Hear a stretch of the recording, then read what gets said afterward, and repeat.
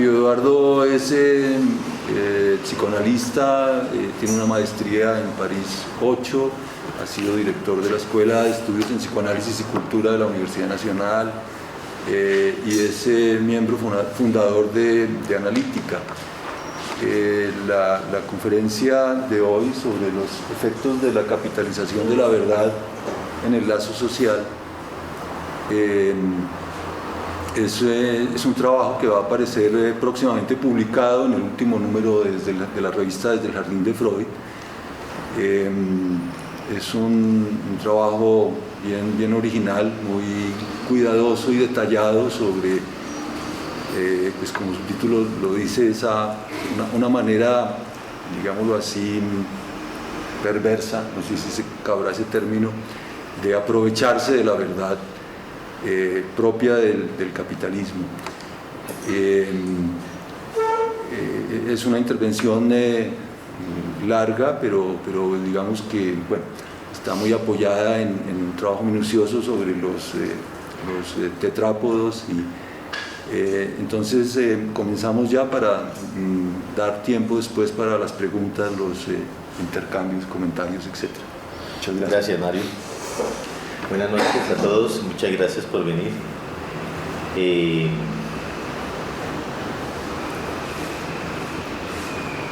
Es la segunda vez que hago esta intervención. La primera la hice en la Universidad Nacional, en el marco de un evento que hicimos con algunas personas de Medellín y que resultó desafortunado en ciertos sentidos. Algunos de esos que podríamos llamarlos de capitalización.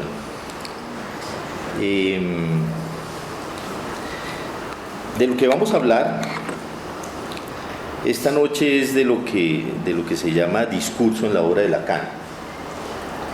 Y yo lo quiero abordar directamente desde la formalización matémica que él propuso durante uno de sus seminarios. En esa propuesta aparecen, por una parte, una serie de letras que no son nuevas, a las cuales él ya nos tenía acostumbrados hacía rato y además ya tenía acostumbrados a sus alumnos de entonces. Esas letras son S1, S2, S tachado y A. Además de esas letras, para la construcción de su propuesta de formalización de los discursos, Lacan recurre a dos barras horizontales que le van a permitir determinar lugares, los lugares del discurso, lugares que son el lugar de la gente, el lugar del trabajo, el lugar del objeto y el lugar de la verdad. Esos lugares están correlacionados en su propuesta con flechas, este tipo de flechas que hay aquí. Estas 4 flechas van a permitir poner en relación algunos lugares con otros lugares, ¿sí? Digamos, más en el sentido de la determinación. Hay otra flecha que no aparece ahí y que ustedes la verán aparecer en el discurso capitalista. Por ejemplo, podemos encontrar una flecha siempre en los 4 discursos que va del trabajo al objeto, es decir, el trabajo que se realiza va a producir un objeto. Otra flecha va del objeto a la gente y otra flecha de la gente al trabajo, creando un circuito, como ustedes ven, un pequeño circuito. Ese circuito, como ven, deja por fuera un elemento que es el que nos interesa aquí, puesto que yo voy a insistir en el asunto de la verdad en el trabajo que voy a hacer hoy. Esa es la 4ª flecha, va de la verdad a la gente. Estoy hablando de un asunto meramente formal por el momento. Así es como se construye entonces. Y lo que va a hacer Lacan es entonces, por ejemplo, hablando del discurso del amo y del esclavo, ubicar al amo como agente de ese discurso, ubicar al esclavo como el que trabaja, ¿sí?, en ese discurso. Por eso lo pone en el lugar del trabajo. Y ese esclavo produce algo, produce un objeto, ¿sí? Entonces, en el lugar del objeto pone el producto.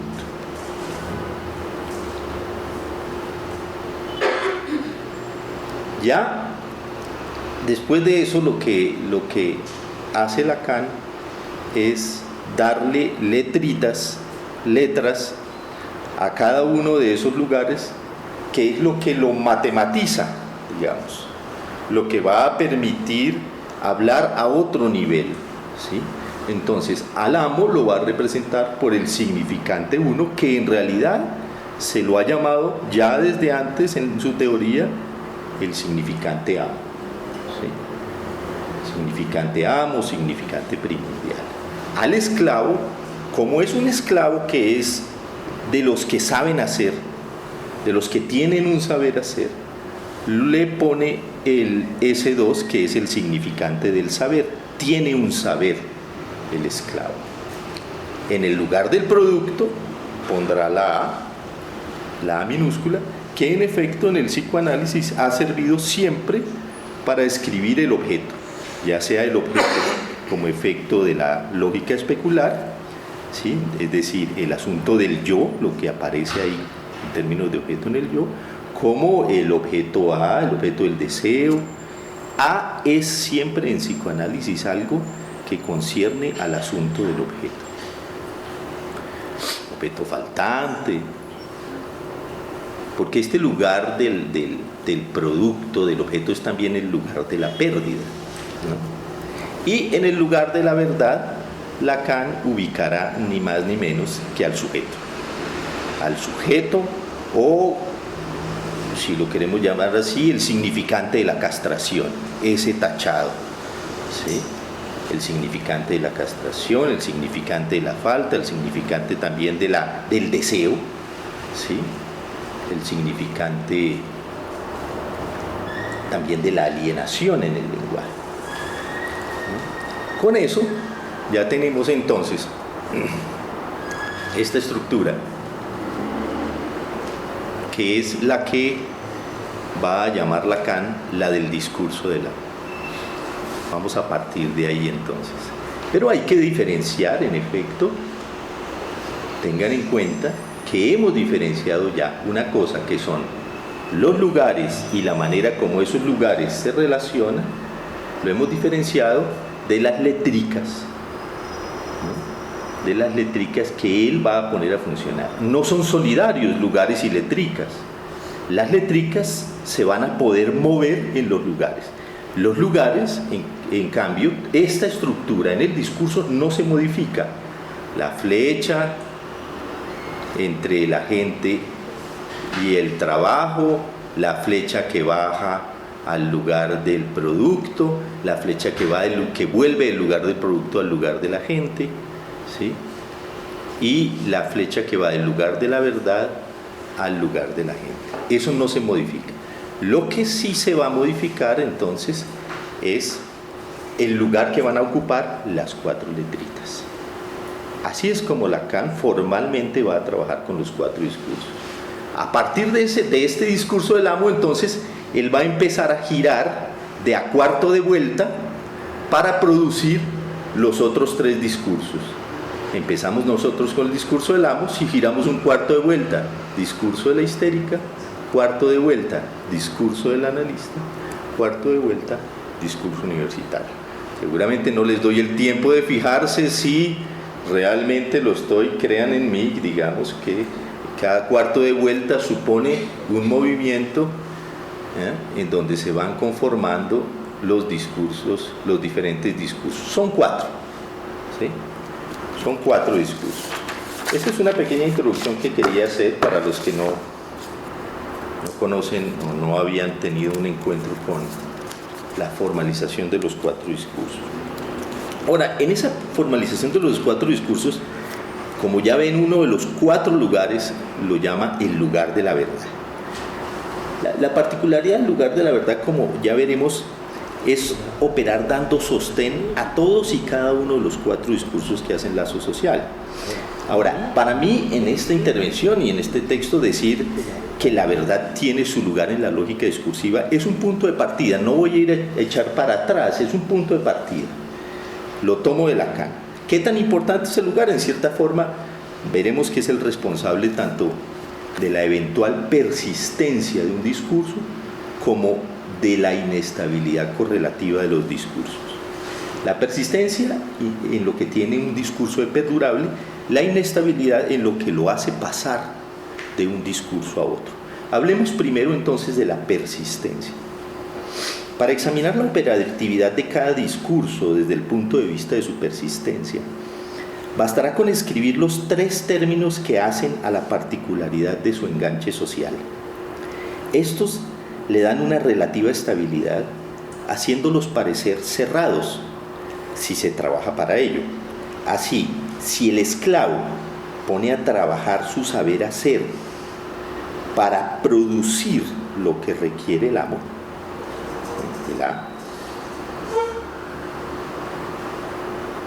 para sostenerse como amo, para sostenerse ahí como amo. Entonces, si es así, obtendremos esto. En cambio, si el amo trabaja como un esclavo, digamos, porque lo ven ubicado en el lugar del esclavo, si el amo trabaja como un esclavo para entregar al aquejado y quejoso, ese tachado, el saber del que el amo goza y en el que el sujeto requiere alienarse para seguirse quejando, entonces obtendremos esto. Si el trabajador, desprovisto de su saber, lo ponemos A, se produce alienándose en el saber que agencian los nuevos dueños del saber, entonces obtenemos esto. Y cuando el sujeto de la queja asume trabajar para producir los determinantes primordiales de su condición, acicateado por una pregunta que no ceja, que es la que representamos ahí por A, obtenemos entonces esto. Esto quiere decir que siempre que se intente producir el objeto que la agencia requiere, siempre que se persista en satisfacer la demanda, se estará apuntando a la perpetuación del discurso en cuestión. Y esto entonces bastaría para dar cuenta de cómo se podría buscar que las cosas marchen sin tropiezo. Podríamos decir que es evitando preguntarse por las razones que en el fondo mueven a agenciar cierto tipo de vínculo social que las cosas parecen andar sobre ruedas. Esas razones que son las que en realidad hacen que esto funcione, esas razones están en el lugar de la verdad. En la medida en que el lugar de la verdad no sea tenido en cuenta, ahí están los cuatro discursos sin tener en cuenta el lugar de la verdad, ¿no? En la medida en que el lugar de la verdad no sea tenido en cuenta, se apunta a la perpetuación de un discurso. Perpetuación de un discurso del amo, del universitario, de la histérica y del analista. Lo cual no significa en modo alguno que estemos tratando con una fórmula trípode, pues la verdad, aunque ignorada, aunque reprimida, no deja de tener su lugar en dicho funcionamiento. Este no tener en cuenta la verdad, sin embargo, resulta muy costoso y además imposible. Costoso porque para ignorar dicha verdad se requiere recurrir a todo aquello que silencie la pregunta y al sujeto que la formula. Los totalitarismos lo demuestran. Su perpetuación nunca se ha logrado sin eliminar a quien se atreva a discernir, a disentir. costoso e imposible. Imposible porque la verdad que soporta el discurso no podría ser eliminada sin arrasar ipso facto con el discurso mismo, pues esa verdad no se encuentra afuera ni es ajena a las razones que llevan a proponer dicho discurso. Así pues, lo que se halla en el lugar de la verdad habla de las verdaderas razones que son resorte de la propuesta discursiva en cada caso.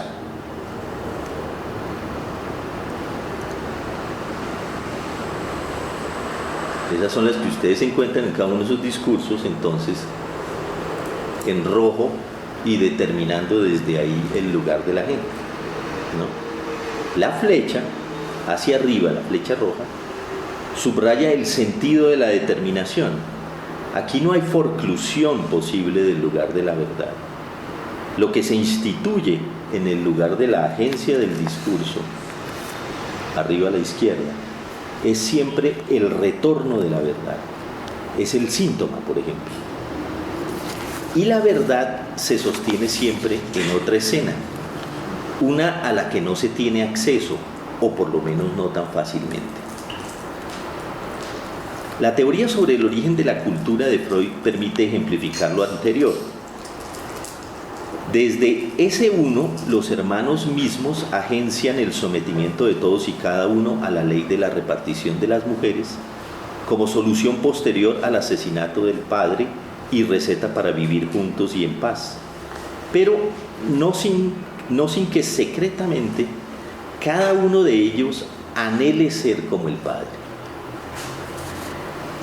Este secreto es lo que debe ubicarse en el lugar de la verdad, es decir, en ese tachado. Pero ahora que el padre está muerto, el goce resulta imposible para todos. Ya no habrá ninguno que pueda gozar y repartir las mujeres. Y repartir las mujeres no haría más que ahondar en la falta de goce efecto del asesinato. Esta imposibilidad absoluta de gozar condenará la propuesta a la repetición del asesinato y a la violencia fratricida, desconfiar y matar a todo el que ose ubicarse en el lugar del padre. La condenará también al acceso al objeto por vía de la violencia como única posibilidad y sobre todo al fracaso, a la sin salida.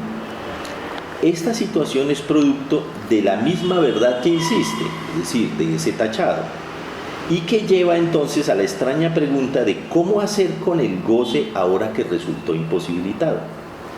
Así pues, para resolver el asunto se procede a fundar la cultura, instituyendo en el lugar del S1 al representante de una ley que transforma lo imposible en prohibición, prohibición del incesto y prohibición de matar. Si la cosa está prohibida, siempre se podrá buscar la manera de saltar por sobre la ley que prohíbe su acceso. La ley hace prohibido lo imposible, aun cuando su producto no sea más que indicio de esa imposibilidad de gozar. Es así como lo imposible se reparte. Por eso la cultura ha de entenderse como un ocultamiento de la verdad de la castración. Verdad que consiste en que no es que el goce esté prohibido, sino que es imposible.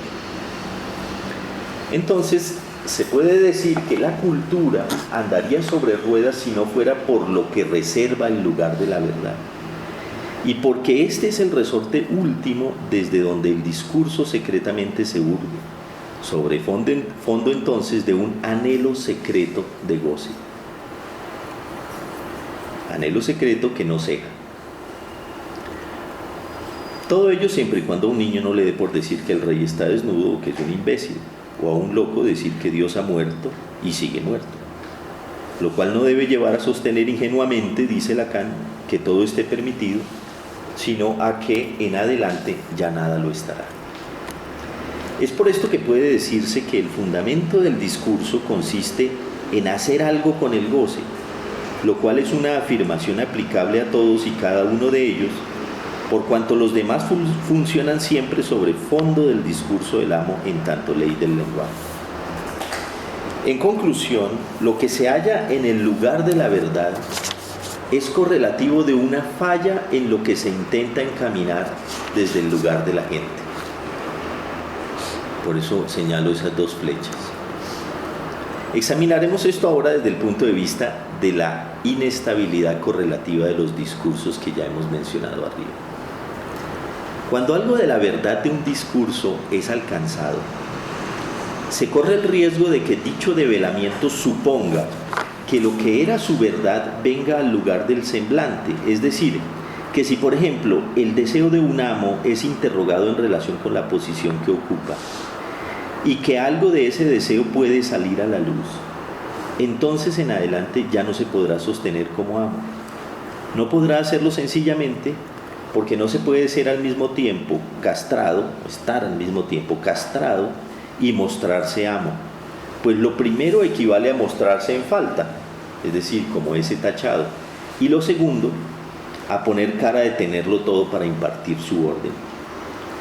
Por eso, la escritura de la fórmula S1 sobre ese tachado en el discurso del amo supone que no se tiene acceso a lo que está debajo de la barra, que el S1 está separado de su verdad, que en el marco de un discurso dado no se tiene acceso a la verdad que lo sostiene.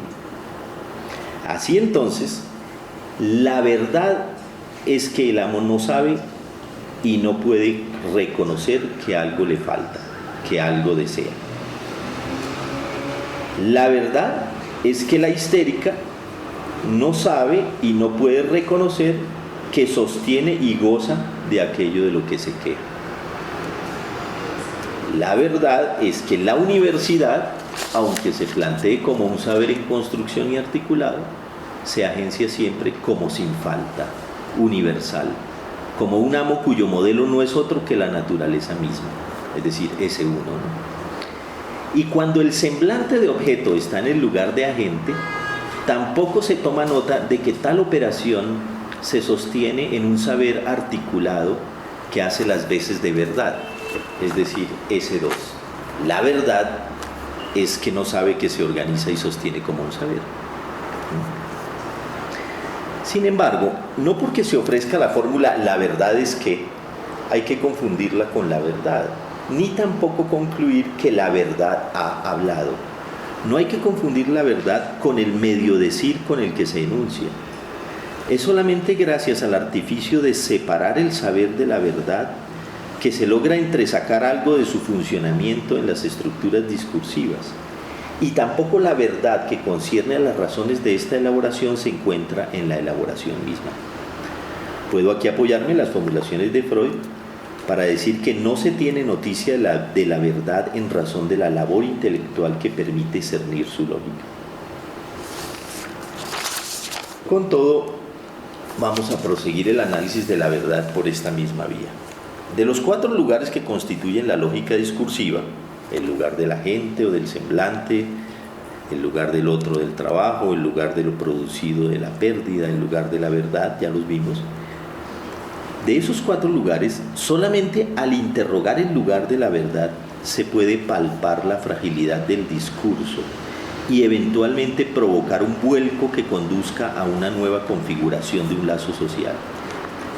En otras palabras, cuando puede interrogarse lo que está sustentando un discurso y que este discurso deviene por ende insostenible, ¿acaso podríamos tener la esperanza de que tal verdad develada viniera al lugar de agencia de un nuevo discurso? Tal vez pensaríamos que en ese momento la verdad reinaría en consecuencia, por decirlo de alguna manera, pero eso no es lo que sucede. La verdad develada ya no es la verdad, y el nuevo discurso ostentará algo diferente en ese lugar. Para ilustrar lo anterior acudiré al relato parcial de unas entrevistas preliminares, las que les invité a leer, que publicó Laurence Bataille en 1985 en el marco de una convocatoria de la revista Estudios Freudianos, que invitaba a diversos autores a escribir sobre la manera como la obra de Jacques Lacan había incidido en su práctica clínica, ¿no? Bataille buscaba con ello ejemplificar 2 aspectos de su práctica tomados de la enseñanza de Lacan: las sesiones de duración variable y el uso de los tetrápodos.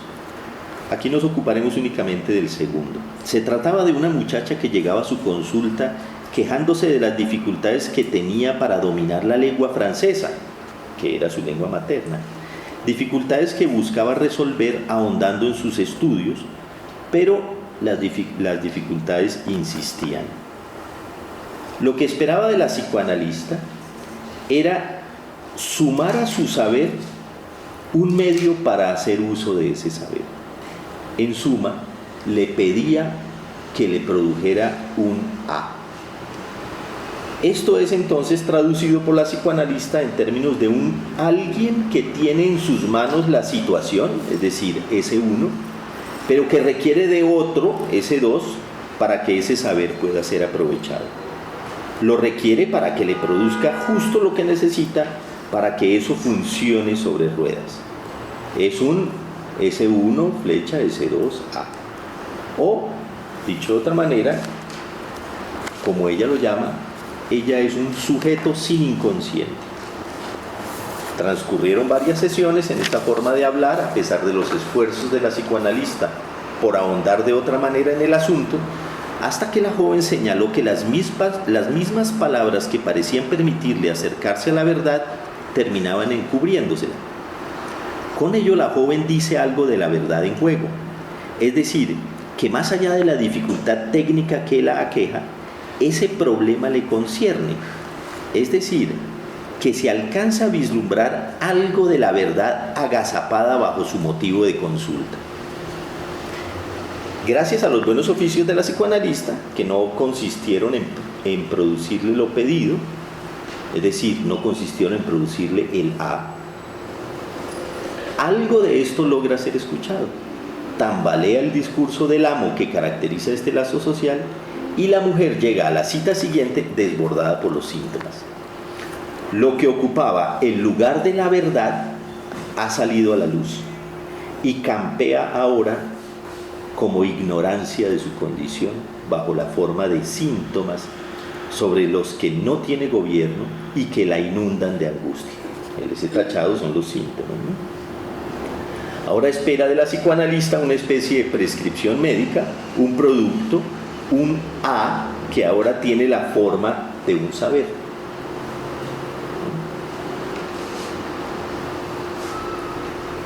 Bataille ya no es para ella lo mismo que era antes y pasa a ser representada por el S1 bajo el cual ella se presenta.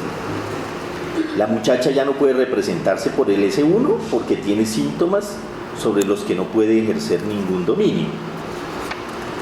En el nuevo lazo social que agencia, hace de su respondiente alguien que tiene algún poder de curar, que podrá, o sea, ese uno, ¿no? Algún poder de curar, la ubica ahí con el poder de curar, que podrá plasmarse en un nuevo tipo de producto, es decir, un saber, ese dos. Pero lo que alcanzó a atisbarse como verdad, ahora se ha esfumado. Y hay otra cosa que viene a configurar la verdad de este nuevo discurso. Con todo, la verdad sigue teniendo la misma estructura. Es aquello que no puede ser alcanzado por un discurso dado, que conviene no interrogar si se quiere hacerlo perdurar, pero que al mismo tiempo nos urge. En este caso, y siguiendo a Freud, resulta fácil señalar los dos aspectos de persistencia e inestabilidad. La verdad es que hay una cuota de goce en su sufrimiento, una parte de satisfacción que la aferra a este discurso y otra que la lleva a querer salir de él. Ahí está la persistencia y la inestabilidad. Nótese ahora algo que casi nunca se señala más que formalmente. En el ínterin de este viraje discursivo, ahí están los dos discursos del viraje. En el ínterin de este viraje, lo que se producía antes en el discurso del amo, que aquí está a su izquierda, es decir, A, eso que se producía ha logrado atravesar la barrera que lo separaba del lugar de la verdad para venir a instalarse en este último lugar, a la derecha, en el esquema de la derecha. Lacan había ya advertido que lo que se produce de goce en un discurso jamás podrá homologarse con la verdad del goce secretamente esperado. O en otros términos, que lo producido por un discurso no tiene ningún poder para develar algo de la verdad en juego. A esto lo llamó específicamente impotencia, reservando además la palabra imposibilidad para referirse a la relación que se enlaza en cada discurso. Pero también, al formalizar lo que acontece en el viraje de un cuarto de vuelta con el que se produce un discurso, por un momento no parece persistir la impotencia de la producción para allegar la verdad en juego. Porque el producto de un discurso es lo que viene al lugar de la verdad del discurso siguiente. Es lo que ustedes están viendo ahí. Esto permite cernir en términos lógicos, es decir, más allá de la pura formalidad de la escritura de un discurso a partir del anterior, permite cernir que la verdad de un discurso se produce a partir del producto del discurso del cual proviene.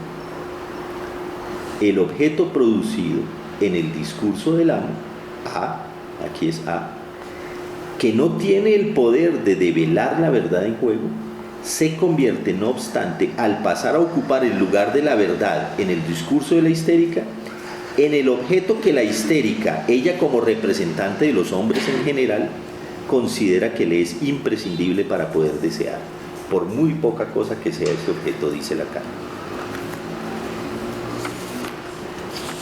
Pero ahora, lo producido, es decir, ese 2, estamos en el discurso de la histérica, lo producido nuevamente se muestra impotente respecto a su verdad. En efecto, cuando el partener del discurso de la histérica, ese nuevo amo que trabaja en saber sobre su queja, es decir, ese 1, cuando el partener se empeña en producir para ella, la encierra en su queja que irá a llevar por doquier, sin que la verdad de lo que la sostiene en ese tipo de lazo social pueda ser abordada. Una vez más, entonces, Bataille nos cuenta que le bastó con no ponerse a trabajar para producir lo que ella le pedía, pero sí en trabajar para ponerla a trabajar, lo cual hacía que la joven tropezara con cosas que no necesariamente eran las que buscaba, recuerdos que encuentra en íntima relación con lo que le sucede. Esto va a inducir un nuevo giro discursivo que transforma el A de la verdad en el A que va a provocar en adelante la elaboración. Es decir, el que va a poner ese tachado, ahora en el lugar del trabajo, a producir sus propios recuerdos. Al mismo tiempo, lo que va a venir al lugar de la verdad, proveniente del lugar de lo no producido en el discurso de la histeria e intuido en el momento del cambio de discurso, instalará en el lugar de la verdad la certeza de que hay un saber que está relacionado con su A, cuando éste ocupaba el lugar de la verdad, es decir, con su goce y su aferrarse a su manera de hacer lazo social en el discurso de la histeria. Y relacionado está también con su ese tachado cuando éste ocupaba el lugar de la verdad en el discurso del amo.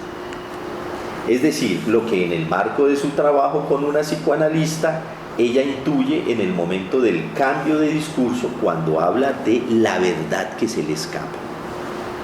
Entonces, a riesgo de repetirnos, ¿qué ha pasado? ¿Qué ha devenido el A de la verdad? Esa verdad pasa ahora a empujar la elaboración a la manera de un enigma, a la manera de algo que se resiste a ser puesto en palabras, que se resiste a constituirse como saber. Ahora sí, por fin, lo que se encarga de agenciar el discurso es el nódulo más real de lo que la trajo a consultar. Y en el lugar de la verdad, lo que antes era el saber esperado como producto del trabajo del psicoterapeuta, digamos, del consejero, del experto, se transforma en un saber que se le presupone al ejercicio en el nuevo discurso que es el del analista. La verdad es que supongo un saber al A que empuja mi elaboración. Un saber, supongo un saber, así no se sepa ese saber, ¿no? No es un saber puntual de lo que se trata aquí. Es un saber organizado, un saber de estructura, un saber articulado, si se quiere. Es el inconsciente entendido como saber. Estamos hablando del S2, ¿no?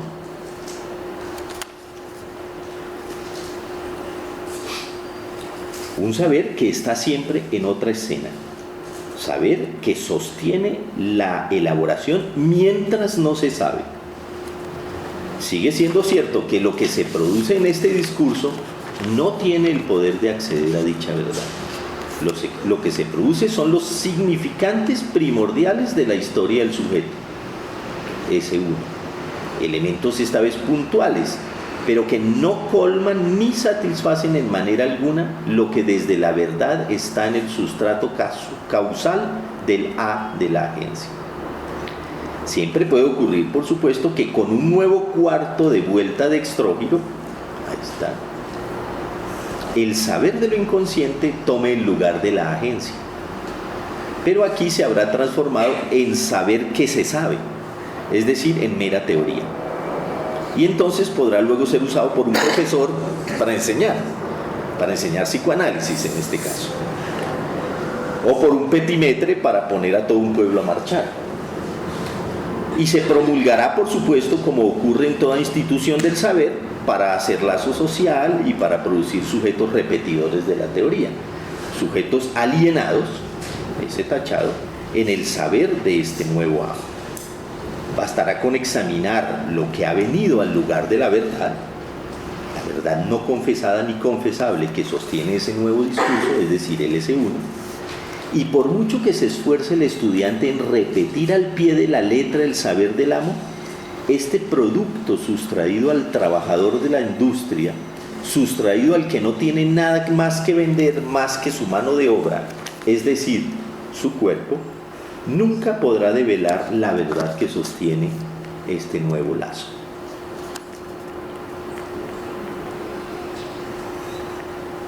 Nuevo lazo que es el orden y la orden del amo mismo.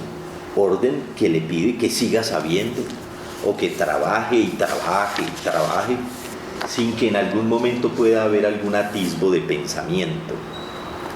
Es imposible dejar de obedecer esa orden que está ahí.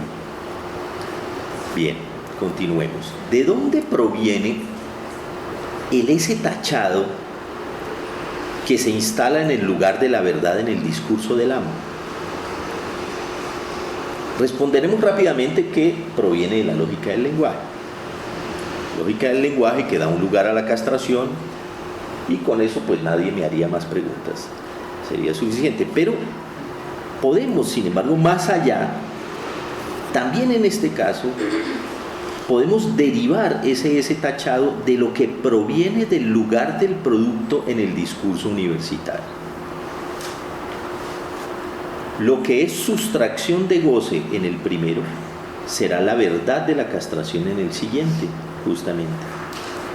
Como se puede ver, en estas 4 ocurrencias del discurso, la verdad es siempre del mismo talante. Es una nonada si se la busca en la adecuación a las cosas o a una realidad. La verdad tiene aquí 2 acepciones correlativas de la persistencia y de la inestabilidad que han servido para organizar esta indagación. Cuando se trata de la persistencia del discurso, la verdad es a lo que pareciera que no se puede ni siquiera apuntar. Es lo que no alcanza ningún producto. Y es lo que, sin embargo, está en el lugar de lo que los urge, sin lo cual no habría manera de que el agente del discurso encuentre resorte para su actuar. Desde el punto de vista de la inestabilidad, la verdad es del mismo tipo que el lapsus. Se presenta en la ruptura como una revelación indiscernible, sin embargo, una verdad que se abre paso en cada giro discursivo a la manera de un incumbir al sujeto, de un surgimiento de un sujeto concernido en el sostenimiento de un discurso dado. Verdad que resulta absolutamente inatrapable al instante después. Y aun cuando no es siempre la misma, la verdad es de la castración en el discurso del amo. En el discurso del amo es de la castración. Es del goce en el discurso de la histérica. Es del determinismo inconsciente en el analítico. Y de la orden de un amo en el de la universidad. Es fundamentalmente verdad de la castración. Razón por la cual el discurso del amo ha de pensarse siempre en palincesto respecto a los otros tres. Bien. Queda por examinar ahora lo que ocurre con la verdad en el discurso capitalista. También hay aquí, el discurso capitalista, hay una escritura enunciada por Lacan que deriva, en su aspecto formal por lo menos, de una inversión de los elementos que componen el discurso del amo del lado izquierdo del matema únicamente. Con lo cual se pasa de este discurso del amo a este discurso capitalista. Se han invertido los elementos del lado izquierdo solamente. Ahí está. Ahí está. Las razones que han llevado a este cambio han sido planteadas por Lacan y retomadas por muchos autores con suficiencia. Yo no me voy a ocupar de eso aquí. Pero es porque justamente está esa cosita que gira, como dice Lacan, esa cosita que gira, y que esa cosita que gira para producir el capitalismo concierne a la verdad. Es por eso que yo me ocupo de eso aquí. Se procederá entonces al examen de la verdad en esta nueva configuración a partir del mismo presupuesto, que lo propuesto por Lacan no es meramente didáctico ni mnemotécnico, sino que sigue literalmente el camino de producción de la nueva situación discursiva. Lo que ocupaba el lugar de la verdad ha surgido, pero el efecto ya no es el mismo. No hay rotación hacia otro discurso. El lado derecho de la fórmula sigue siendo el mismo del discurso del amo. La verdad ha salido a la luz y la flecha sigue su curso, es decir, que la verdad, aquí entre comillas, puesto que ya aquí la verdad no responde a lo que hasta ahora en este mismo artículo yo he definido con las particularidades pues que me permitieron decir esto es lo que yo defino como verdad. Pues, la verdad entre comillas. La verdad pareciera seguir siendo, puro parecer, lo que sostiene dicho agenciar discursivo. Ahí está. Y entonces es desde ese uno que sigue agenciándose el vínculo con el S2 que continúa ocupando lo que era el lugar del trabajo en el discurso del amo. Pero la verdad ha sufrido una mutación que la hace pasar por otra cosa. He aquí cómo pienso que debe leerse esta novedad. La verdad, que antes era un secreto, por lo demás no confesable, ya no es un secreto, ya no es vergonzoso exhibirla, y entonces aparece sin velo, sin represión, sin pudor. Este giro permite capitalizar la verdad, es decir, hacer de la castración algo con lo que puedo siempre buscar producir un plus, algo que puedo inscribir en el haber y erradicar del debe. Es decir, que ya no hay pérdida que cuente como tal. A lo que estaba marcado por el signo menos, ahora se le puede sacar gran ventaja. Como cuando se dice, valga el lapsus, grita el psicoanalista al que cuando está sosteniendo una idea, cuando está haciendo una exposición, un alegato, una locución, una defensa, a fin de cuentas, le sobreviene el indeseado gazapo. Él, más que otro cualquiera, debería reconocer el carácter de enigma que lo separa de la verdad que allí se cifra. De pronto se siente en la posición de afirmar desde allí mismo la justeza de sus intenciones discursivas. Es el gazapo, el lapsus, el que lo reafirmará en sus intenciones, no ya el vínculo con el otro del lazo social. El lapsus pasa entonces a ser usado para promoverse. La inversión que ha sacado a la luz lo que ocupaba el lugar de la verdad, que antes suponía la verdad de la castración del amo, la verdad de su deseo, verdad que cifraba el hecho de que no es nadie y de que su posición de ese uno no era más que un pasar por ese uno, hace ahora de ese tachado la falta capitalizada desde la cual el sujeto se autodetermina, sin que tenga que esperar ya del vínculo social con el que ocupa el lugar del esclavo, del trabajo o del otro simplemente la determinación de su lugar, sino que esa verdad capitalizada, verdad de un deseo que insiste en ese lugar, ha pasado al lugar desde donde descaradamente determino lo que soy. Al diablo con el lazo social, el narcisismo ha tomado las riendas y reafirma el ese uno de la elaboración. Lo que no tenía otro lugar que el fantaseo inconfesable, ahora se puede desembozar, se puede exponer, acicateado, lo sabemos, por las condiciones que han permitido traer lo imposible a lo real. La capitalización se nos revela entonces como la recuperación de la obscenidad en que se convierte la verdad cuando se la positiviza y expone desembozada a los fines del interés del individuo separado de su lazo social. Algunos autores se han referido a esto acuñando la palabra narcinismo. Yo me refiero en particular a dos autores, Danny Robert Dufour y a Colette Soler. Es la confesión pública de crímenes que busca el perdón o el acuerdo social, pero que no exime a su ejecutor de seguirlos cometiendo. O los escándalos de los personajes públicos cuando sale a la luz su goce personal y aún así persisten en su trabajo de representación. Todo aquel que tiene un cargo público, por principio renuncia a sacar provecho personal de este.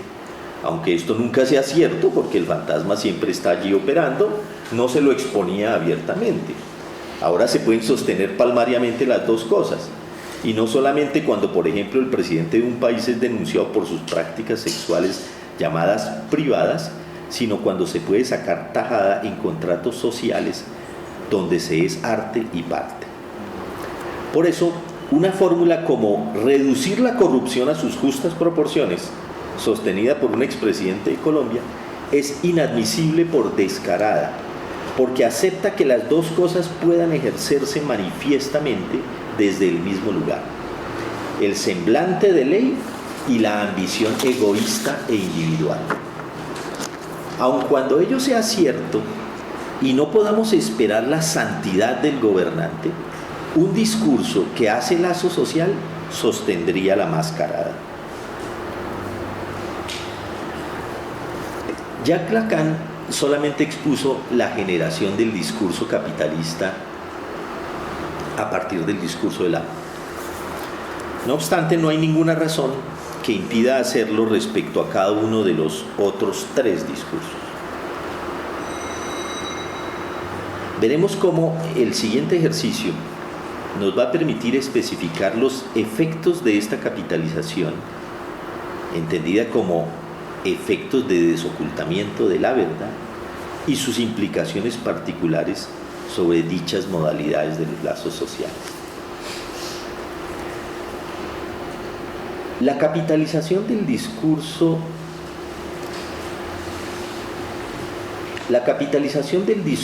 de la histeria es la exposición al desnudo de la necesidad de un objeto para poder desear, o sea, A, que al explicitarse no es sino la exposición del ansia de un objeto sin el cual el goce no sería posible. El deseo se confunde y se cede aquí ante el goce, sin que quede lugar alguno para el primero. Esto aparece en el lenguaje de la cotidianidad. El sujeto que requiere del objeto que fantasea no puede dejar de exponer públicamente dicha necesidad, como si se tratara de su deseo, y en general asociado a la oferta del objeto en el mercado que se lo presentará, ya sea a la manera de una intervención que le ofrezca a su cuerpo las virtudes de que se siente adolecer, o del gadget que le entregará realizado lo que su fantasía habría anhelado secretamente. Falo en lo real, advenido por ejercicio de la técnica, para el que Lacan retomó la referencia de Heidegger a la aletheia, a fin de subrayar que venía al lugar de la verdad. Esto viene a mostrar la confluencia entre una verdad que se desoculta y su objeto, en este caso realizado por vía de la técnica. Una mujer joven, que a todas luces había pasado en varias ocasiones por el quirófano para intervenir sus labios, sus senos y su derrier, recientemente separada de su marido, contaba ante su padre, su hija, su abuela y sus hermanos, además de otros parientes políticos, todos ellos escuchando con ojos desorbitados la manera insolente y sin reservas como hablaba, que acababa de instalarse un dispositivo intrauterino endoceptivo de última generación con una eficacia del 99%, que la protegería durante más de 5 años de la posibilidad de quedar embarazada sin tener que ocuparse en lo más mínimo de este ni de otro tipo de cuidados, a lo cual agregaba las palabras que le había dirigido una amiga muy recientemente: aunque todavía no nos puedes contar qué tan efectivo es. Aunque no nos decía eso, el fantasma se muestra. La capitalización del discurso de la universidad, producido entonces por vía de un giro que desnuda la verdad que lo sostiene e incita, lleva a que se sostenga abiertamente que agenciar un saber es sostener que la naturaleza es su único modelo, lo cual supone entonces un rechazo de todo lo que se pueda suponer como engendrado por la cultura. Lacan señalaba a comienzos de los 70 que apenas estaban en ciernes los efectos devastadores de la imposición de esta relación entre el saber y la verdad para la medicina, la psiquiatría y otros. Hoy en día, el ministro de Educación japonés, Akubun Shimomura, puede pedir que se cierren carreras de ciencias sociales y se abran otras en áreas que respondan mejor a las necesidades de la sociedad, lo cual quiere decir la necesidad de impulsar la tecnificación en las ciencias exactas a través de un lenguaje sin ambigüedades, de un lenguaje instrumento. Y en nuestros países, los fondos para la investigación y la formación de doctores son decididamente destinados a los investigadores de las ciencias duras y ostensiblemente reducidos los de los interesados en el extenso campo de las llamadas ciencias humanas o humanidades. Es el saber articulado el que manda aquí, pero uno en el que se ha instrumentalizado el lenguaje. Esa es la transformación fundamental sobre el lenguaje, efecto de la capitalización en general, que aquí la capitalización del discurso universitario pone en evidencia. ¿Podemos acaso decir ya algo de lo que sería la capitalización del discurso del analista, el último en advenir históricamente hablando? Por supuesto que podemos.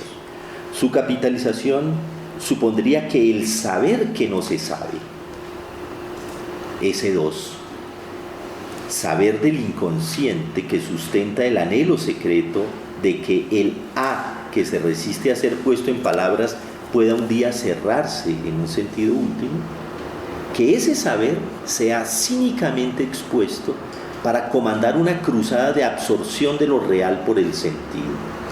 Ese saber que no se sabe, una vez expuesto, es la técnica misma, el saber tecnológico, que no tiene empacho alguno en determinar desde allí la manera como el A debe venir a responder al sujeto de la demanda.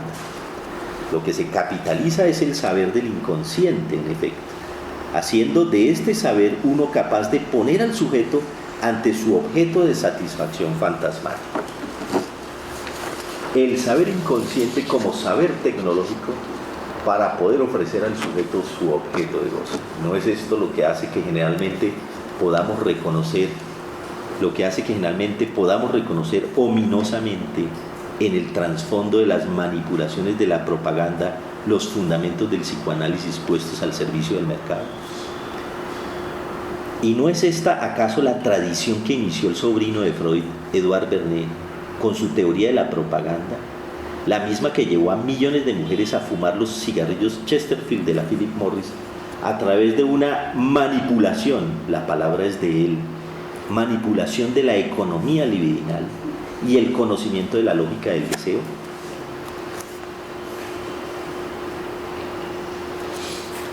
Pero de manera más general, no podemos reconocer como capitalización del discurso psicoanalítico a la psicología académica con su ejército de interventores de la cultura y del individuo. Recapitulando, hemos examinado de qué manera el develamiento o desocultamiento de la verdad en cada uno de los discursos introduce diferentes particularidades del discurso capitalista. El giro en el discurso del amo forcluye la castración al mismo tiempo que forcluye el lugar mismo de la verdad e introduce la primacía del interés del individuo. En efecto, ya no hay lugar para el sujeto del deseo, sino para el individuo del capricho. Y al mismo tiempo elimina la impotencia del objeto producido para coincidir con lo que el sujeto busca. Es decir, ahí ven amarrados los dos elementos del fantasma por fin relacionados, ¿no? El giro en el discurso de la histérica entroniza el objeto necesario para el deseo a la manera de una letosa, como las llamó Lacan para designar el que sean producidos por vía tecnológica y de laboratorio más específicamente. Es el que evidencia más que cualquier otro que el objeto, ese mismo objeto, ha venido a tomar el lugar de la verdad y al mismo tiempo elimina la impotencia del saber para producir el objeto requerido. El giro que se opera en el discurso universitario subraya con la emergencia del S1 que queda eliminado todo lenguaje al que le falte el significante amo que le dé su pleno sentido, su sentido inequívoco, y así se impone un lenguaje operacionalizado, técnico, un metalenguaje, uno que no pierde el tiempo en malentendidos, un lenguaje que estaría supuesto en la naturaleza, es decir, un código. Esto es expresado de la mejor manera por la psicoanalista Colette Soler en una de sus reflexiones sobre el discurso capitalista, cuando al explicar sus 4 lugares no toma ni expone separadamente a S1 y S2, sino que habla de su encadenamiento. Y al mismo tiempo, la capitalización del discurso universitario elimina la impotencia de la alienación en el saber para producir un amo. Todos amos por efecto del saber, todos seres pensantes. Y en el giro en el discurso del analista, señala cómo desaparece toda idea de un saber inconsciente a favor de un saber que podría dar plena cuenta del objeto que antes se resistía a toda simbolización.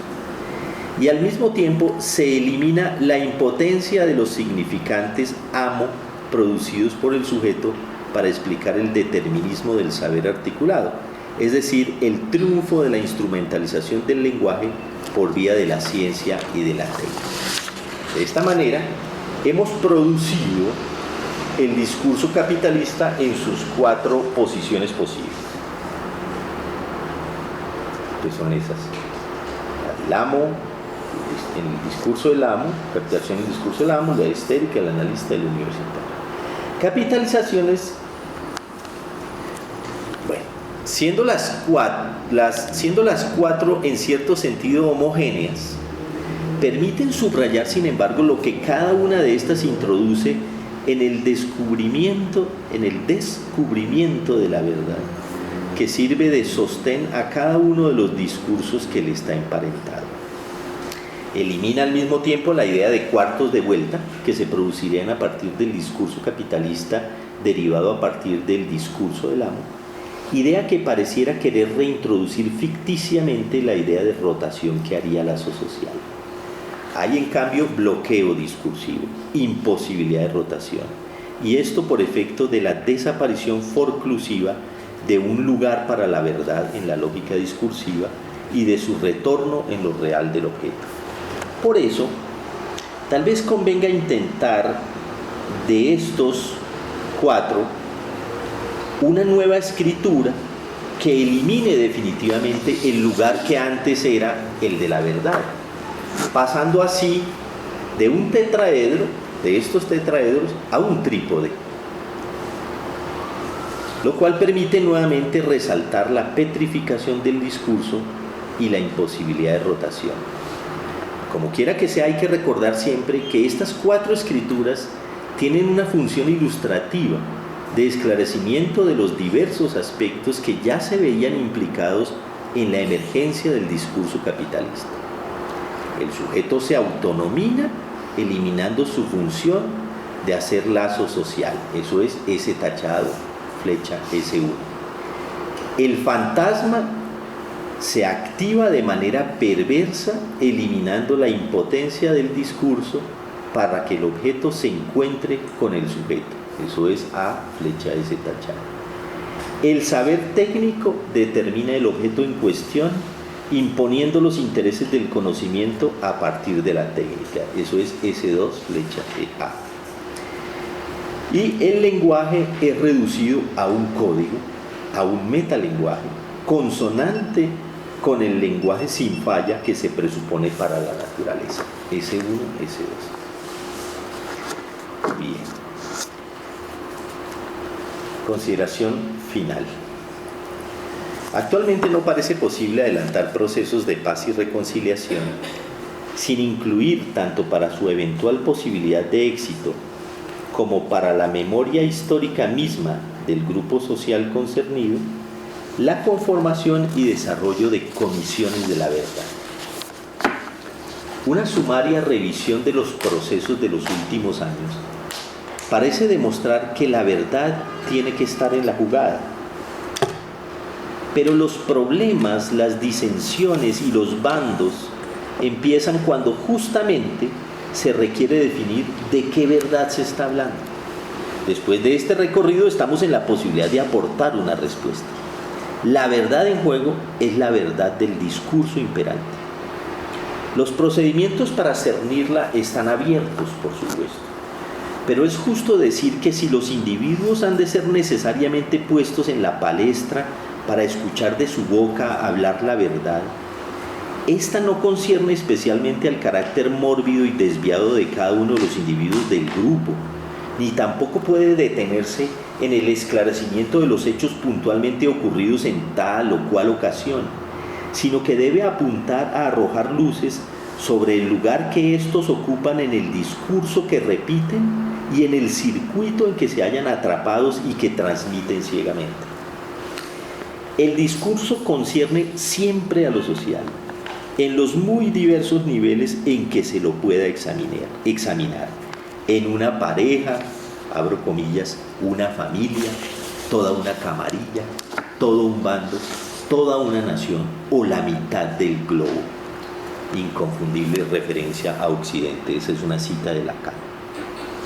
Estos quedan atrapados en un, comillas, pequeño circuito que está justo en el límite del sentido y el sinsentido, decía así Lacan en el 55. Este discurso en circuito lo hemos aprehendido a lo largo de este ensayo a partir de 3 elementos en juego, tanto para los 4 discursos que hacen lazo social como para el discurso capitalista. 3 elementos: el amo, el saber y el objeto, que ocupan los lugares de la gente, el trabajo y el objeto en el discurso del amo respectivamente. Romper el circuito es entonces considerar seriamente el asunto de la verdad. Este 4º lugar, lo hemos examinado ya, se presenta en tensión diferencial con los otros 3, según si la verdad está forcluida o reprimida, es decir, si la capitalización de los discursos es la regla o si no lo es. Si en un grupo social no se modificara el tipo de lazo social luego de un proceso de indagación por la verdad, tendríamos sobradas razones para sospechar que no se ha tocado aún a las puertas de la verdad del discurso o que se ha producido una mutación de dicho discurso que lo condena a un estancamiento, a una forclusión del lugar de la verdad, a una capitalización discursiva voraz y, peor aún, si hay peor o si acaso hay diferencia, al establecimiento o fortalecimiento de una razón cínica. Pero tal vez no se tenga que esperar a las indagaciones que luego de culminados los procesos evalúan si los acuerdos producto de estos procesos de paz, acompañados de comisiones de la verdad, han sido cabalmente cumplidos en sus diferentes contenidos. La película documental El acto de matar, dirigida por Joshua Oppenheimer, ejemplifica la sin salida en que se encuentra un asesino que ha emprendido el camino de apalabrar la verdad de su condición de asesino de miles de personas en el marco de una dictadura militar en Indonesia, que sirviéndose de fuerzas paramilitares buscaba erradicar por vía del exterminio puro y simple el comunismo y todo otro indicio de oposición al régimen. No hay un marco social donde este esfuerzo del protagonista pueda encontrar una inscripción. Se lo impide el hecho de que el colectivo en el que se inscribe, es decir, la sociedad indonesia, aún bajo la férula de quienes impulsaron el genocidio, lo ha erigido a él y a muchos otros asesinos como él en el lugar de héroes nacionales, por ende libres de toda posibilidad de imputación de sus actos criminales y condenados a la impunidad. Ellos mismos se reconocen al mismo tiempo héroes, genocidas y hombres de libre empresa. Embrague con el discurso capitalista tan ostensible que no puede dejar de plantear preguntas sobre la equivalencia de este discurso y el discurso imperante en Indonesia y sobre sus consecuencias. Por lo demás, los ejemplos de esta sin salida cínica están a la orden de nuestra cotidianeidad. La capitalización de la verdad tiene efectos nefastos sobre el lazo social. Lo que antes era un secreto, un decir a medias, ahora se expone desembosado y positivizado a los fines del interés del individuo separado de lo social. El paso de una verdad reprimida y que retorna en el síntoma y en la agencia misma de un discurso a una verdad forcluida que retorna en lo real no parece facilitar en nada los procesos de paz y reconciliación, porque abre las puertas al fortalecimiento de una verdad cínica en el grupo social. Lejos de apuntar al aspecto mórbido de las personas involucradas en los actos de violencia, y más allá de la verdad esclarecida de los acontecimientos ocurridos en tal o cual situación, se requiere que pueda discernirse algo de la verdad del discurso en juego, que es siempre el discurso imperante, para preparar la posibilidad de un giro en el discurso que en un grupo social dado haga las veces de lazo social. Queda la pregunta, sin embargo, de cómo intervenir en un discurso que obtura el lugar de la verdad. Yo quisiera, digamos, pues si fuera posible, pues unos comentarios, digamos, sobre lo que voy a plantear, ¿sí? Gracias. Pues para ver, digamos, cómo pues, se ubica pues, el trabajo que acabas de exponer, que es la capitalización de la verdad en los 4 discursos. Por ejemplo, si yo pensara que el discurso del amo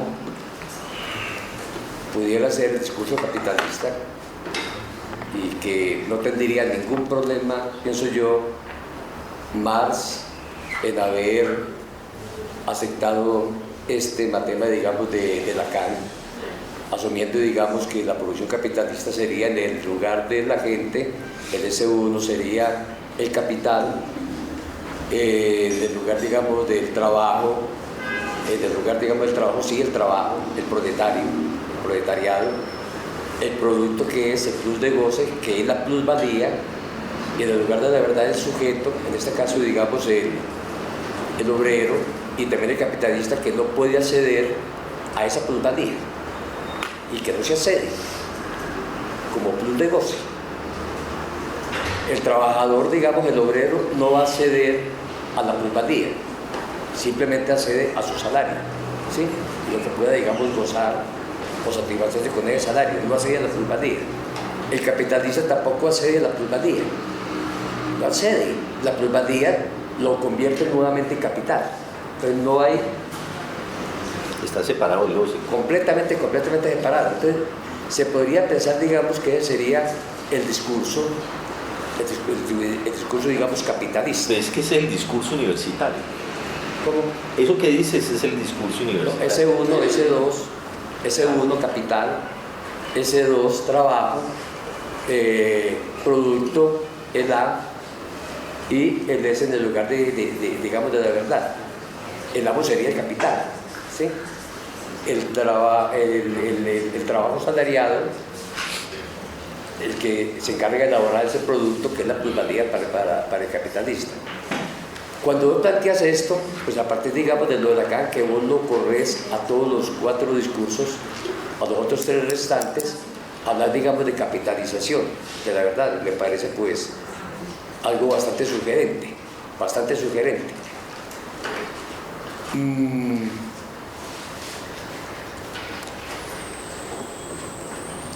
La pregunta es... Yo lo que entiendo de la pregunta que plantea es por qué eso no se puede ver como discurso del amo y punto. O porque sí, hay que mantener el nombre y a través, digamos, de los tiempos históricos de la historia, no puede hablarse, digamos, del feudalismo y el capitalismo, y ambos cuadran, encajan en el discurso del amo. No encajan, Fabio. No encajan. Lo que tú estás poniendo lo que tú estás ubicando como proletario en el S2 no encaja, porque el proletario no tiene saber. El proletario es alguien desprovisto de saber para obligarlo a vender su mano de obra, su cuerpo. Lo único que tú sabes, eso más que yo, el proletario es aquel al que se le ha quitado el saber, ¿sí? El amo se ha apoderado del saber del esclavo, y entonces él ya no tiene sino su fuerza de trabajo de 8 a 12 y de 2 a 5 para vender, es decir, vende su cuerpo, y entonces no lo puede representar por ese 2. Ahí ya hay un problema, no se puede representar por un saber. El proletario no sabe nada, no se le pide que sepa para poderle pagar, digamos, pagar por la explotación de su cuerpo. Por eso se lo compara un poco con la lógica sadiana. Sade, que gozaba del cuerpo de alguien y al final del día le echaba una cremita para que quedara listo para gozárselo al otro día. Es lo mismo, el trabajador trabaja el día y se le paga el día para que restituya las fuerzas del cuerpo para poderlo seguir explotando. No tiene más para vender. Entonces ahí no cuadra. Lo otro que no cuadra, como te lo oí, es el lugar de la verdad. No puedes poner al trabajador alienado en el lugar de la verdad. El lugar de la verdad es la verdad del capital. ¿Sí? Lacan trabajó ese discurso como el universitario. El discurso universitario te permite pensar eso mejor. Ahora, el asunto, lo que se plantea en el capitalismo, es que esa inversión que se da del lado izquierdo, esa inversión tiene un efecto que de la mano de la ciencia no tiene el discurso del amo ni ningún otro. El efecto de poder poner al sujeto ante su objeto de goce. Hay una particularidad sorprendente en esa formalización de Lacan, si la vuelven a mirar, si ven los 4 discursos. Los 4 discursos del amo, de la histérica, el universitario y el analista. Y es que, viendo cómo quedan los elementos y las flechitas, nunca encontrarán una flecha que amarre el sujeto con el amo. Es decir, que no hay realización del fantasma. ¿Sí? No hay realización del fantasma. Y la mutación producida por ese nuevo discurso tiene el efecto de poner al sujeto ante el objeto de su fantasma y al mismo tiempo de separar esa posibilidad de la necesidad que hay en los otros discursos de pasar por los otros. Para poder extraer más o menos un goce, en los 4 discursos uno pasa por los otros, hace lazo social. Esa formalización es tan sólida en Lacan que muestra que en el capitalismo uno no necesita pasar por nadie para articular su fantasma. ¿Sí? Se rompe lo social y por eso se ha dicho, se rompe también con el amor, por ejemplo. No hay posibilidad para el amor. ¿Sí? Entonces hay unas particulares ahí que impiden. Sí, es una pregunta que siempre se hace, y yo en cierto momento pasé por la asamblea, pero ¿por qué no se puede entender eso como un simple, el discurso de amo de hoy? Simplemente el capitalismo como el discurso de amo de hoy. No, hay algo más.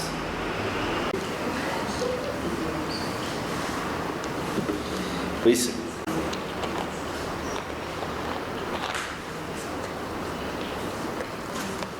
yo sí creo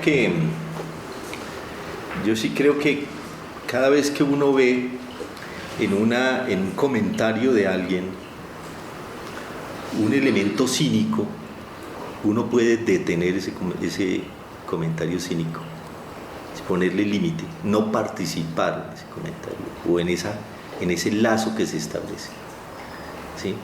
Eso es lo que se puede hacer, digamos, porque yo pienso que el capitalismo lo armamos todos, ¿no? Lo alimentamos, ¿sí? Es en la medida en que uno pueda, una vez que ve la manera como en un comentario, porque es que eso es en un comentario, de pronto se invierte y la verdad sale a la luz, hombre, no, devolverla, sencillamente. Entonces uno está, digamos, articulando las cosas del lado de lo social. Para eso no hay que ser psicoanalista. Simplemente el hecho de que el psicoanálisis, a partir de eso que trataba de mostrar yo, que eso se puede ver en todos los discursos, digamos, que uno pueda reconocer, digamos, el valor cínico de ciertas posiciones y no participar. Lo primero, no participar.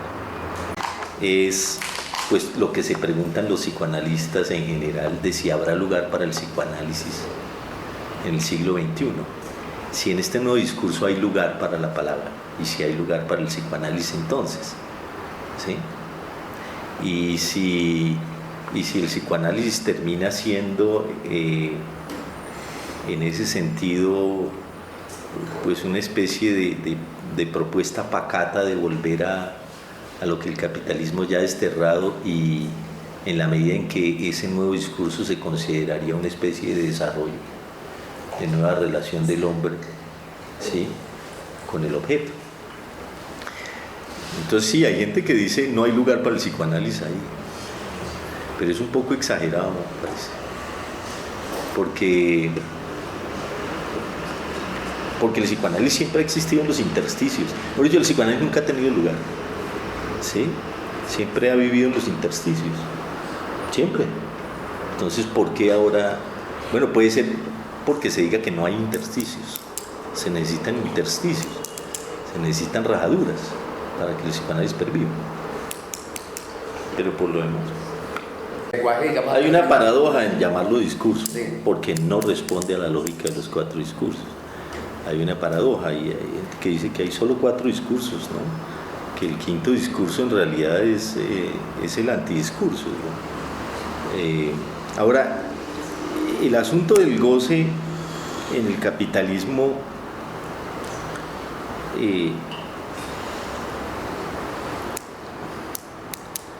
es siempre una cosa, no sé si alguien puede ayudarme con eso, digamos, de los que lo ha trabajado, porque es que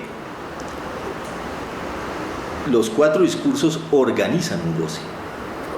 Un goce, digamos, dan lugar al goce, ¿sí?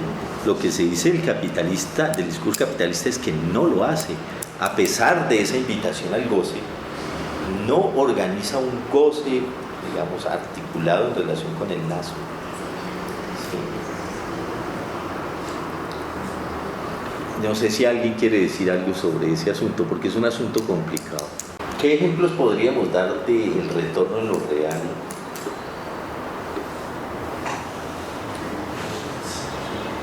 No sé, pensé De la verdad. Bueno, primero que todo, la verdad retorna en el objeto, es lo que se formula. Eso que no puede ser, que no funciona desde la represión sino desde la revolución, retorna en lo real del objeto producido por la técnica, pero de otros objetos también, que están ahí en lo real. En principio, sí, los objetos desechos de la técnica, pero yo creo que no se puede uno quedar ahí, ¿o no? ¿Qué otros objetos digamos, son la verdad ahí. Eso, la verdad del amo, entre los militares, durante el periodo en que se les pagaban fuertes sumas de dinero y también vacaciones, se aumentaban el número de bajas. Esa sería la verdad, digamos, la verdad del amo es que eso que estaba escondido es que comenzaron a asesinar civiles y a vestirlos como guerrilleros y a hacer pasar eso que era una falla como un positivo, eso que era un menos, una falta, la falta del amo. Invierten el lado izquierdo del matemático, que lo mostró. Entonces eso que era la falla pasa a ser lo que capitaliza, pasa a ser lo positivo.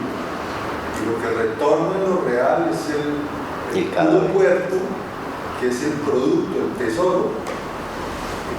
Es el objeto que es un indigente o un campesino o al que le han echado el cuento de que va a recoger café, etcétera, etcétera, etcétera. Y eso me parece ahí lo que retorna de lo fortuito. ¿Sí? Y me parece que es un ejemplo chévere. Hay una línea que se puede establecer entre ese cadáver, entre el resto de la industria de eliminación del judío en los campos de concentración y pues que en la película Shoah nos muestran claramente relacionado con la lógica de la fábrica, de la producción de un objeto, digamos, el hecho de que lo que producía esa fábrica era el objeto A, era el A que retornaba ahí, ya sea como cadáver o como ceniza o como nada, porque además después ya no quedaba en ninguna parte, y el hilo que se puede tender entre esa mecanización de la muerte y la forma industrializada de la producción de los objetos en cada una de nuestras fábricas. Es que no hay residuo. El objeto, el discurso capitalista no admite la pérdida. También ahí, no sé si se puede pensar ahí, también con relación al objeto que sería inalcanzable, ¿sí? Que al fin y al cabo ahí hay el resto, es decir, no queda resto, el resto es la basura, el desecho es también capitalizado. Entonces no en vano venimos de todo ese conflicto hace unos años de la... Mario, pero no es ese resto en lo real no reasimilable el que nos está ahogando. Por eso, pero o sea, por ejemplo, en el caso que usted plantea de los judíos, se utilizaba todo. Sí, ahí sí no se trataba de que no quedara resto. Estoy planteando se utiliza todo. Es decir, ese cadáver es un negocio.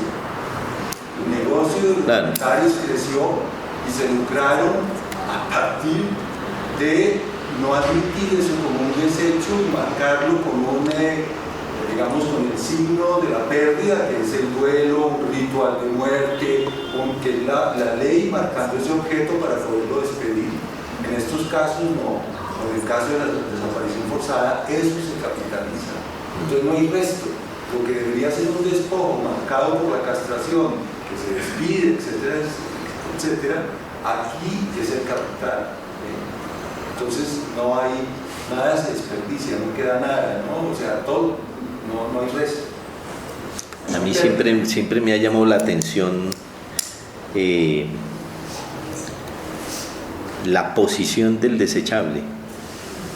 Sí, bueno, lo llaman de otra manera, me gusta llamarlo desechable porque da cuenta de cómo es el resto de, digamos, el vaso que se desecha. ¿Sí? Y la posición de una persona que se ubica en ese lugar, ¿no? Que decide asumir con su cuerpo yo no sé si la crítica, la carga en sus espaldas de una manera muy costosa, pero se ubica en el lugar desde donde nos lo podemos encontrar en la calle y desde ahí nos está, digamos, espetando ese lugar de objeto, resto que en últimas no solo sería él, sino cada uno de nosotros en este discurso. Hubo uno que, entre otras, hace poco salió que vivió al revés, vivió de las basuras, vivió de los restos de comida, de los restos desechados. Es al revés, ¿no? Es al revés. Solo de lo que se desechaba, de la cantidad de comida.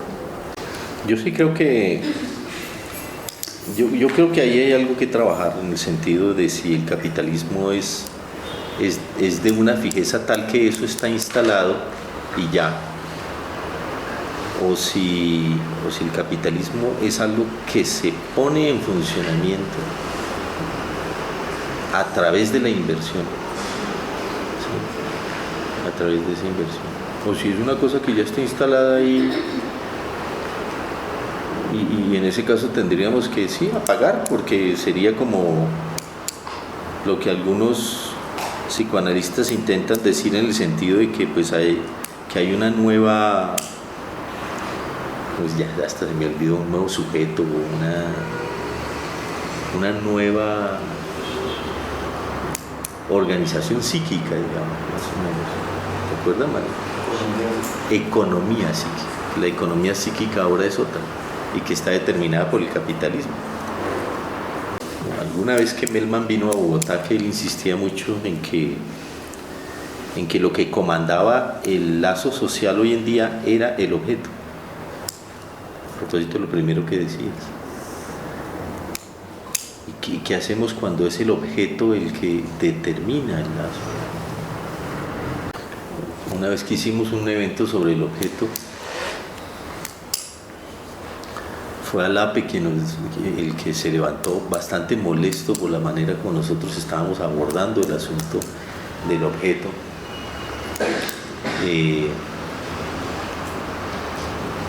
Seguramente lo veía muy teórico y poco arraigado, y se levantó para decir que no nos dábamos cuenta que el objeto era la tierra,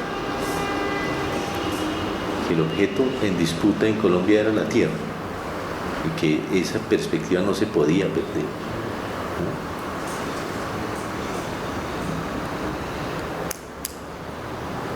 Comentarios sueltos. Ole, muchas gracias por la oportunidad.